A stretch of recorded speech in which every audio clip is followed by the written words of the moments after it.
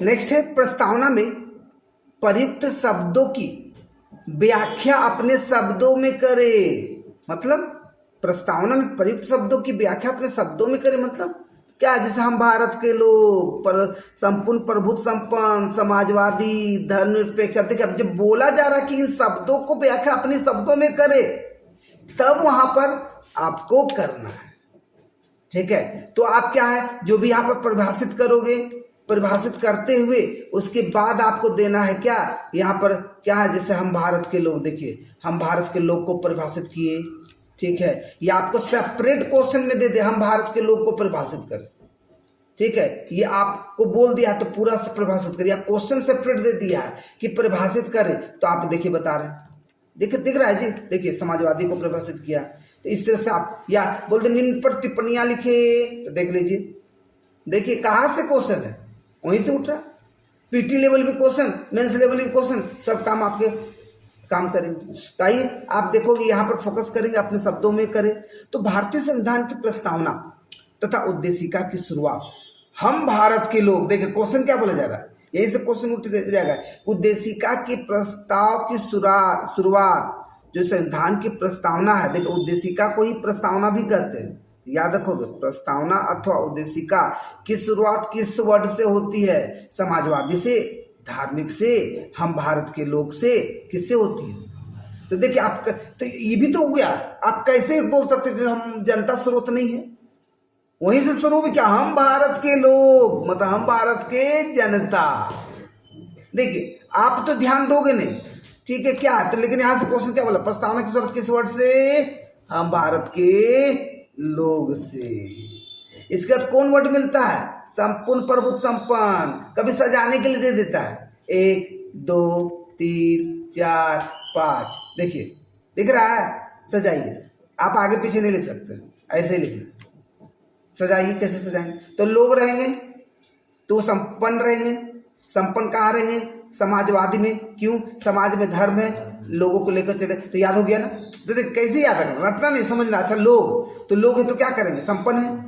संपन्न क्या, समाज में सब संपन्न है, धर्म को लेकर हो गया। तो अच्छा लोग, हम भारत के लोग, तो लोग संपन्न, संपूर्ण क्या बोलते, संपूर्ण, प्रभुत्व संपन्न। अब जोड़ते चले जाए, कनेक्ट कीजिए, समाजवाद, धर्मनिरपेक्ष, लोकतांत्रिक गणराज्य।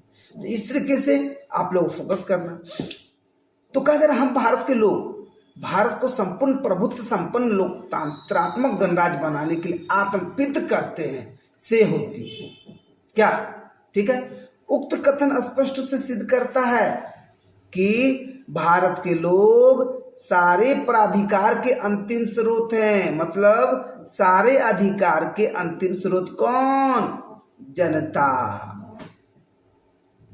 अन्य शब्दों में जनता ही संविधान का अंतिम स्रोत है। तो अधिकार के अंतिम स्रोत कौन? जनता। संविधान का अंतिम स्रोत कौन? जनता।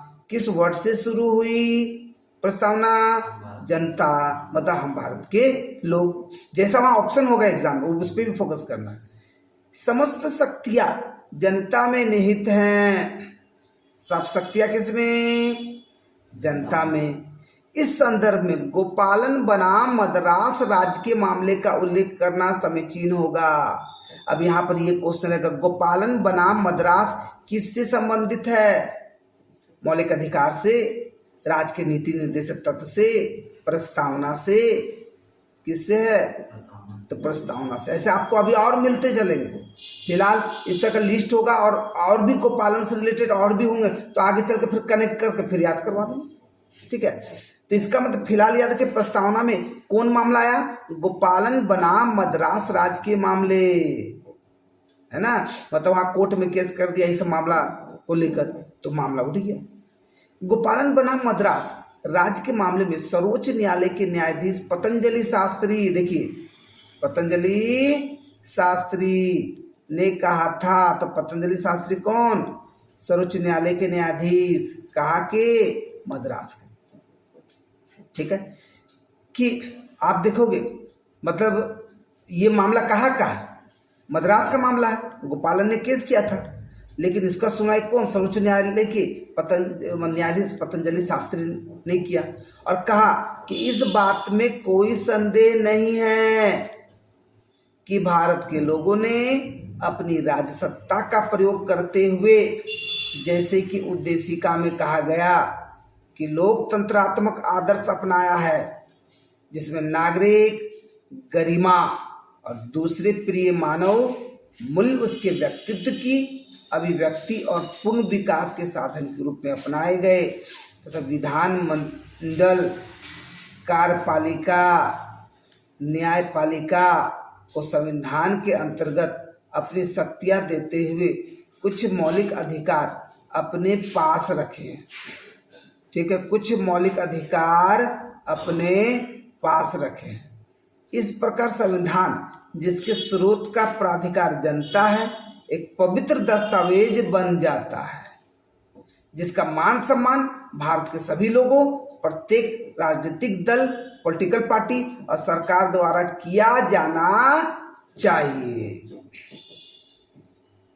नहीं जी, ये सबके द्वारा किया जाना चाहिए। अब देखिए, अब क्या ना, अब देखिए इतना ही नहीं, क्योंकि आप बोला प्रयुक्त शब्दों की व्याख्या करें, तो फिर आप अपना हेडिंग बनाते चल जाइए, हम भारत के लोग, और उसका का डेफिनेशन आप देते चले जाइए। बात समझ में क्या करना चाह रहे हैं?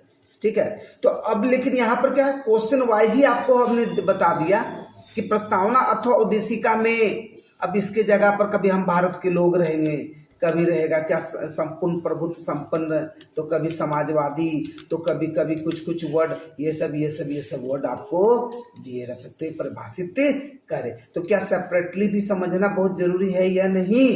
बहुत जरूरी है। ठीक है।